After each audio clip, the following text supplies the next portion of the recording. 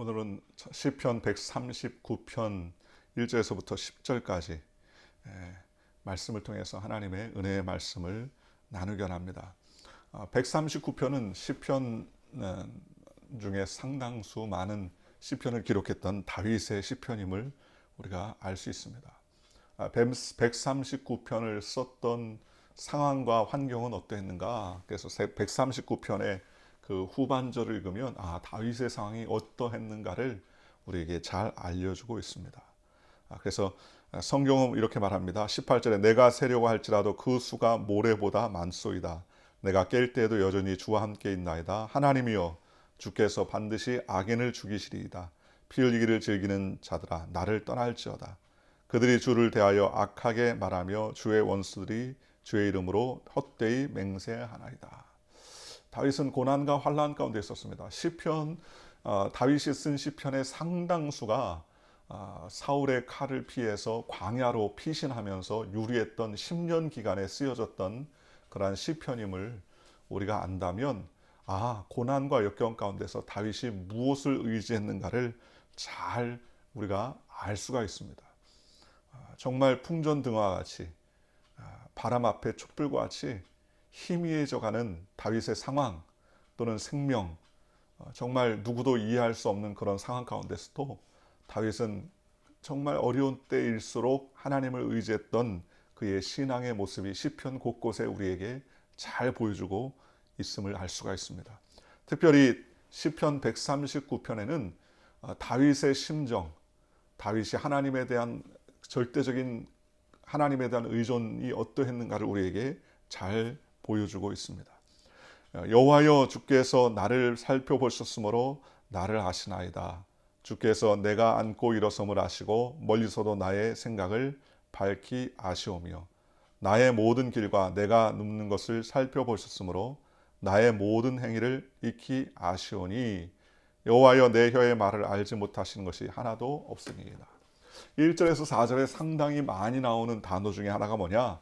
나를 아신다. 누가요? 하나님께서 나를 아신다. 다윗은 환난과 고난 가운데서도 철저하게 그는 확신한 것 중에 하나는 무엇이냐? 바로 하나님이 나를 알고 계신다라는 그런 믿음을 가지고 있었다는 것입니다. 그래서 1절에 고백한 것처럼 여호와여 주께서 나를 살펴보셨으므로 아십니다 라고 고백하고 있습니다. 여러분, 안다는 것이 얼마나 중요합니까? 그죠? 그런데 다윗은 이 세상의 그 어떤 것보다 나를 잘 아시는 분이 바로 하나님이시다라고 믿음으로 고백하면서 한 절 더 나아가면 2절에 나의 앉고 일어섬을 아십니다라고 말하면서 앉고 일어섬보다 더 깊이 나의 생각을 밝히 아신다. 그리고 점진적으로 나의 눕는 것과 내가 모든 길, 이 모든 것들을 나의 모든 것들을 주님은 다 보셨다라고 완료형으로 그렇게 이야기합니다. 이 말씀을 보면 다윗이 얼마나 하나님에 대한 신뢰와 하나님을 의존했는가를 우리에게 잘 나타내주고 있습니다. 우리는 이 말씀을 통해서 우리는 하나님이 우리를 아시는 분이심을 고백하고 하나님께서 우리의 모든 것을 보시고 계심을 기억하는 저와 여러분들 되시기를 주님의 이름으로 축원합니다. 오늘날 내 사정을 모른다고 생각한다면 얼마나 암담합니까? 내 상황, 내 어려움, 내 고통, 내 이 고난을 아무도 알아주지 않는다면 얼마나 괴롭습니까? 그렇죠? 고독이 왜 옵니까? 혼자 있다고 느낄 때 고독한 거 아닙니까? 외로움이 왜 있습니까? 나만 홀로 남았다고 생각하면 괴롭지 않습니까? 성경에 보면 엘리야가 기손 시내에서 바알 신당을 섬기는 사람들 850명을 죽이고 그는 갈멜산에서 큰 불을 하나님께 구하여 응답받는 그러한 큰 승리를 우리에게 보여줍니다. 그런데 그때 그가 그 큰 승리를 얻은 이후에 이제는 이스라엘 백성들이 다 하나님께로 돌아오고 바알을 섬기고 우상을 섬겼던 왕과 그 모든 족속들이 다 하나님께로 돌아올 줄 알았는데 그렇게 됐습니까? 그렇게 되지 않았어요. 하나님의 하늘에서 불을 내리는 하나님의 놀라운 광경을 다들 목격했음에도 불구하고 하나님께로 돌아오지 않더라는 겁니다. 그때 엘리야는 크게 낙심을 합니다. 그리고 낙심 끝에 하나님께 기도합니다. 하나님께 기도한 내용이 뭡니까? 하나님, 이제 조카오니 나를 죽여주시옵소서.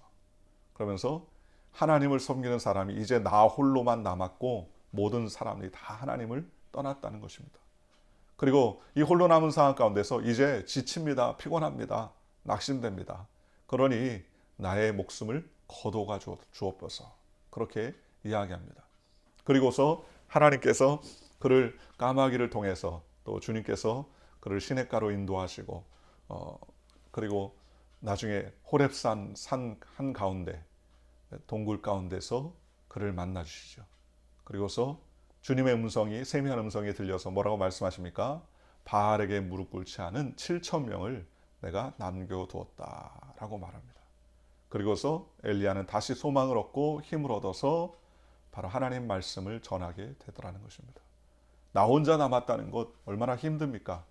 그런데 나 혼자 남은 것이 아니라 하나님은 다 알고 계시고 다 예비해 놓으셨다고 성경은 말씀해 주셨다는 것입니다.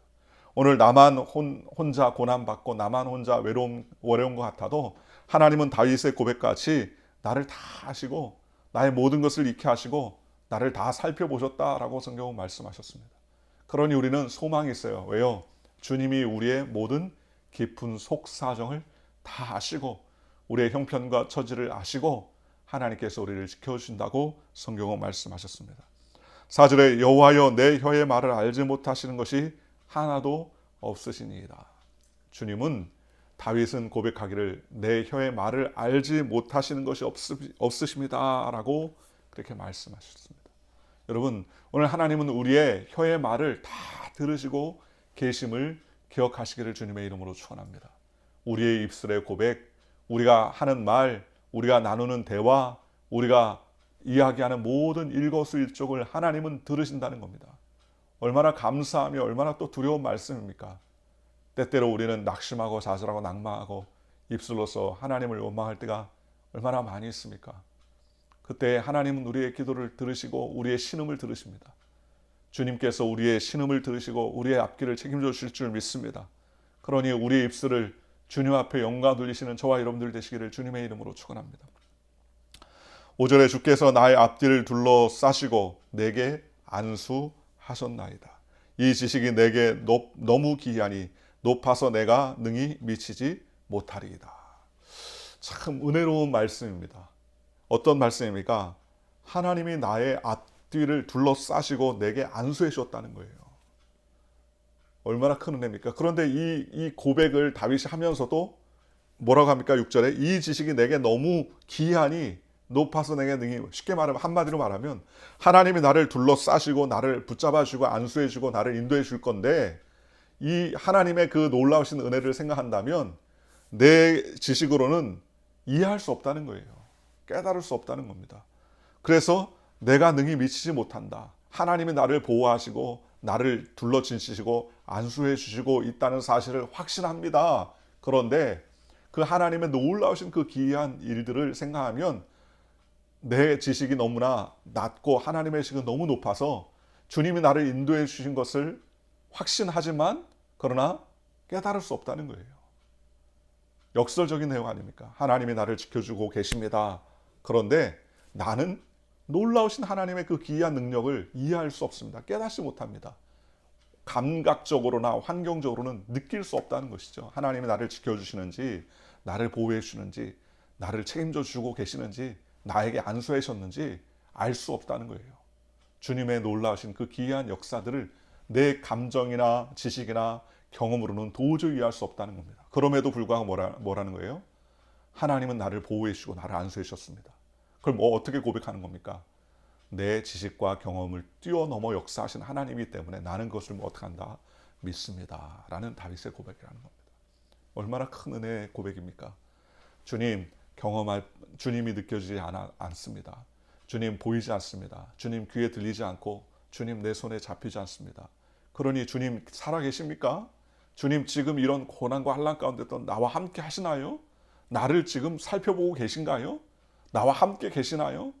나의 기도를 들으시나요? 어떻게 이럴 수 있습니까? 라고 주님께 탄식할 때가 얼마나 많이 있습니까? 그런데 다윗은 그런 상황 가운데서도 내 생각보다 하나님의 그 기이한 지식이 너무 높기 때문에 나는 감각적으로나 환경적으로나 또 상황으로나 내 지식으로는 그 하나님의 임재를 깨달을 수 없지만, 그러나 주님께서 내 앞뒤를 진치시고 둘러싸시고 내게 안수하고 계십니다 라는 믿음의 고백을 한다는 겁니다. 오늘 주님께서 우리의 삶을 앞뒤로 싸시고 우리를 붙잡아 주십니다. 성경에 보면 주의 성도를 생명싸게 싸셨다라는 그런 표현이 나옵니다. 하나님이 우리의 영혼들, 우리의 생명을 생명싸게 사셨다는 거예요. 마치 자녀가 태어나면, 어린아이, 갓난아이가 태어나면 강보에 싸서 그 아이를 잘 그 엄마의 품에 안는 것처럼 하나님은 우리를 생명싸게 싸셔서 우리를 보호해 주시고 우리를 지켜주시다는 것입니다. 이 세상의 삶이 이 세상뿐이라면 얼마나 우리가 불쌍합니까? 그러나 하나님께서는 이 세상뿐만 아니라 오는 저 세상까지도 우리의 삶을 책임져 주신다고 주님 말씀해 주셨습니다. 7절에 내가 주의 영을 떠나 어디로 가며 주의 앞에서 어디로 피하리까? 내가 하늘에 올라갈지라도 거기 계시며 수월에 내 자리를 펼지라도 거기 계시나이다. 하나님은 어떤 분이십니까? 내가 어느 곳에, 내가 어느 위치에 가더라도 하나님은 나를 지키시고 보호하시는 분이시다. 그래서 내가 하늘에 올라갈지라도 거기 계십니다.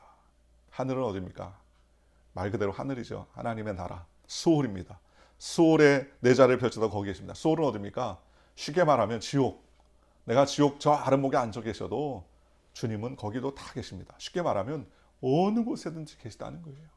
그러면서 고백하기를 내가 새벽 날개를 치며 바다 끝에 거주할지라도, 새가 새벽 날개를 치면서 바다 끝에 날아가는 거예요.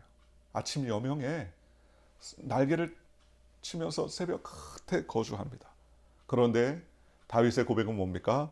거기서도 주의 손이 나를 인도하십니다. 그리고 주의 오른손이 나를 붙드십니다. 참 기가 막힙니다. 상황이 안 보여요.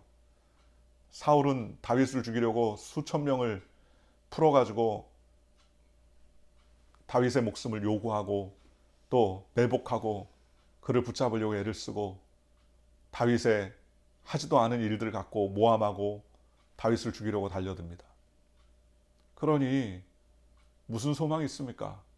그런데도 불구하고 다윗은 그런 상황과 어려움과 환난 가운데서도 고백합니다. 시편 139편의 놀라우신 의미죠. 새벽 날개를 치며 바다 끝에 거해도 거기서도 주의 손이 나를 인도해 주시고 주의 오른손이 나를 붙잡아 주신다.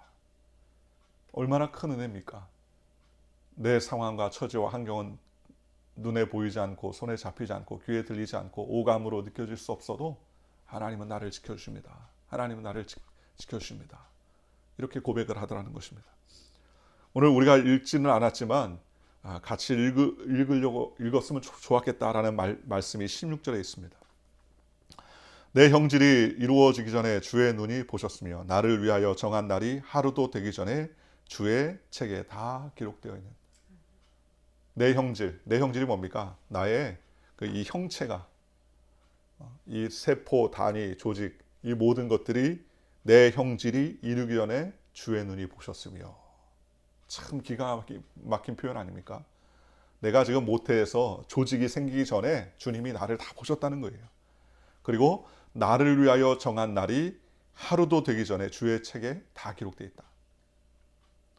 나를 위해 정한 날이, 그러니까 태어나서 내가 이 세상에서 태어나서 하루도 되기 전에 벌써 나의 일생의 모든 기록들이 다 주님의 책에 기록되어 있다는 거예요. 이것은 무슨 표현입니까? 전적으로 하나님은 나의 모든 것 아십니다. 하나님은 나의 모든 것을 다 익히 아십니다. 그러니 나는 오직 주님만을 의지하겠습니다. 오직 주님만을 바라보겠습니다. 믿음의 고백을 하더라는 겁니다. 다윗이 이런 뜨거운 믿음의 고백을 할 수 있었던 이유가 무엇입니까?